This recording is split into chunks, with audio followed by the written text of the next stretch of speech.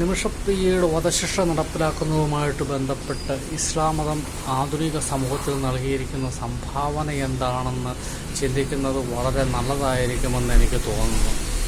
സത്യത്തിൽ ആധുനിക ലോകത്തിന് നൽകിയിരിക്കുന്ന സംഭാവന കുറേ പക്ക ക്രിമിനലുകളെ ലോകത്തിന് സമ്മാനിച്ചു എന്നുള്ളത് മാത്രമാണ് ഇസ്ലാം മതം ലോകത്തിന് നൽകിയിരിക്കുന്ന സംഭാവന എന്ന് പറയപ്പെടുന്നത്. വളരെ വലിയൊരു ജീവിത സാഹചര്യം, നല്ലൊരു ജീവിത ചുറ്റുപാടുണ്ടാകുമ്പോൾ ജോലി കിട്ടുമെന്നുള്ള പ്രതീക്ഷയോടുകൂടി വലിയ വിദ്യാഭ്യാസ യോഗ്യതയൊന്നുമില്ലാഞ്ഞിട്ടും ഒരു പാരാമെഡിക്കൽ കോഴ്സ് മാത്രം പാസ്സായ നിമിഷപ്രിയ യമൻ എന്ന് പറയപ്പെടുന്ന ഒരു രാജ്യത്തെത്തുന്നു. സാധാരണ രീതിയിൽ നല്ല സമാധാനം നിലനിൽക്കുന്ന ഒരു അന്തരീക്ഷത്തിലാണ് അവൾ അവിടെ ചെല്ലുന്നത്. പക്ഷേ അവിടെ ചെന്നതിന് ശേഷം അവിടുത്തെ അന്തരീക്ഷം വളരെ മാറുന്നു. അവിടെ ഷിയാകളും സുന്നികളും ചേരിതിരിഞ്ഞ് വെട്ടാനും കൊത്താനും തുടങ്ങുന്നു. അവിടത്തേക്കുള്ള യാത്രകൾ നിരോധിക്കപ്പെടുന്നു, പാസ്പോർട്ടുകൾ മരവിപ്പിക്കപ്പെടുന്നു. ആ സാഹചര്യത്തിൽ നാട്ടിലുള്ള ഭർത്താവിന് നിമിഷപ്രിയവുമായിട്ട് ബന്ധപ്പെടാൻ സാധിക്കുന്നില്ല. അങ്ങനെ അവിടെ എത്തിപ്പെടാനൊന്നും സാധിക്കുന്നില്ല. ഈ സാഹചര്യങ്ങളിൽ മുതലെടുത്ത് ഒരു ക്രിമിനൽ എന്ന് പറയപ്പെടുന്ന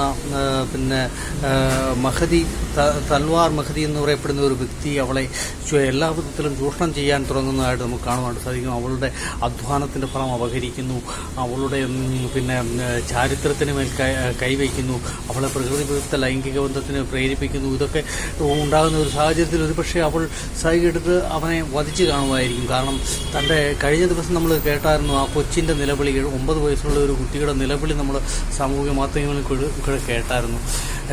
അതുപോലെ തന്നെ ആ ഭർത്താവിൻ്റെ വാക്കുകൾ നമ്മൾ ശ്രദ്ധിച്ചു. അവൾ സ്നേഹനിധിയായ അവൾ നല്ലൊരു ഭാര്യയായിരുന്നു എന്നാണ് ഭർത്താവ് പറയുന്നത്. അവൾക്ക് ഇങ്ങനെ ഒരു അവസ്ഥ വന്നതിൽ വളരെയേറെ വേദനിക്കുന്നു. തൻ്റെ കുടുംബത്തിന് വേണ്ടി ഒരു ത്യാഗമായി തീർന്ന അവൾക്കിങ്ങനെ ഒരു അവസ്ഥ വന്നതിനെ ഓർത്ത് ദുഃഖിക്കുന്ന ഒരു ഭർത്താവിൻ്റെ ആ നിലവിളി നമ്മൾ ശ്രദ്ധിക്കാതെ പോകരുത്. പക്ഷേ ഇതൊന്നും ഈ ബധിര കർണങ്ങളിലേക്ക് പതിക്കുന്നില്ല എന്നുള്ളതാണ് സത്യം. അവരെ സംബന്ധിച്ചിടത്തോളം അവരുടെ ഗുരുനാഥൻ കാണിച്ചു കൊടുത്തിട്ടുള്ള മാർഗമാണ് അവർ പിന്തുടരുന്നത്. അവരുടെ നിയമം എന്ന് പറഞ്ഞാൽ അതാണ്. കാഫിറുകളായ സ്ത്രീകളെ അവരുടെ ഭർത്താക്കന്മാരെ വധിച്ചിട്ടാണെങ്കിലും സ്വന്തമായിക്കൊള്ളാൻ കാണിച്ചു കൊടുത്ത ഒരു ഗുരുവാണ് അവർക്കുള്ളത്.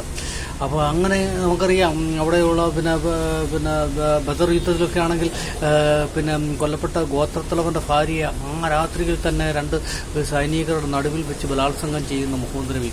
ഇങ്ങനെയുള്ള ചരിത്രമൊക്കെ വായിച്ചിരിക്കുന്ന ഒരു തൽവാർ അങ്ങനെ ചെയ്തില്ലെങ്കിൽ മാത്രമേ നമുക്ക് അത്ഭുതമുള്ളൂ. അപ്പോൾ ആ ഒരു കാലഘട്ടം ഈ സമൂഹത്തിന് ഇത്രയും ഈ ചീഞ്ഞ മതം ഈ ആധുനിക കാലഘട്ടത്തിൽ ഒരിക്കലും അനുയോജ്യമല്ലാത്ത ഒരു ചീഞ്ഞ ഒരു പ്രസ്ഥാനമായി, നാറിയ പ്രസ്ഥാനമായി, എളിഞ്ഞ പ്രസ്ഥാനമായി ഇത് മാറുകയാണ്. അതിന് ലോകത്ത് വെളിവാക്കി കൊടുക്കുവാൻ നിമിഷപ്രിയയുടെ വധശിക്ഷ ഉപകരിക്കട്ടെ എന്നാണ് ഞാൻ പ്രാർത്ഥിക്കുന്നത്.